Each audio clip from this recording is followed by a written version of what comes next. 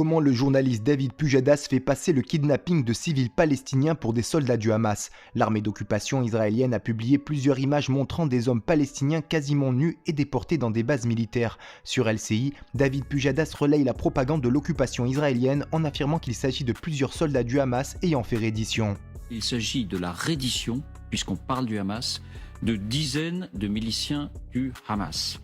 Et voilà la façon dont ça s'organise. Or, d'après le média palestinien Gaza News Plus, les dizaines de personnes au sol sont des hommes et des adolescents palestiniens réfugiés avec leurs familles dans une école de l'ONU dans le nord de Gaza. L'un d'eux est même clairement identifié comme étant le journaliste Dahia El-Khalot, correspondant pour le média El Arabia qui condamne le kidnapping de son collaborateur. Le rédacteur en chef d'Al Arabia, Wassam Kanafani, a déclaré que l'occupation israélienne arrête, cible et assassine délibérément des journalistes dans le but de les empêcher de documenter ces crimes de massacre dans la bande de Gaza.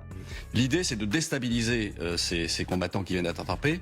Là, c'est quand même des combattants du Hamas, c'est quand même des terroristes, peut-être qui ont participé au pogrom du 7 octobre. Oui. Bon, on peut penser Dominique. que les otages israéliens à Gaza sont traités beaucoup plus durement que ne le sont ces prisonniers. Non, mais c'est important de donner toutes les explications. Ceux qui nous regardent ne savent pas forcément.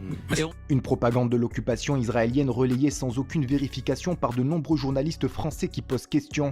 En effet, ce n'est pas la première fois qu'un journaliste d'LCI relaye la propagande de l'occupation israélienne sans aucune vérification. Le 14 novembre, le journaliste d'LCI Éric Brunet relaye la propagande de l'occupation israélienne en affirmant que Tsahal avait découvert une pièce dans l'hôpital Al-Shifa où des otages israéliens étaient cachés. Le journaliste Éric Brunet avait relayé les mensonges de l'occupation israélienne, affirmant qu'un tableau accroché au mur était le nom et prénom des soldats du Hamas qui selon lui se relayaient pour garder les captifs israéliens. Une liste écrite en arabe. Cette liste dit « Nous sommes dans une opération contre Israël qui a commencé le 7 octobre. C'est une liste de gardiens où chaque terroriste écrit son nom et où chaque terroriste a sa propre équipe pour garder les personnes qui se trouvaient ici. » Intéressant. Ce petit tableau est vraiment intéressant parce que ça, je trouve que c'est presque plus intéressant que le reste. C'est les tours de garde pour surveiller les otages des différentes équipes de geôliers.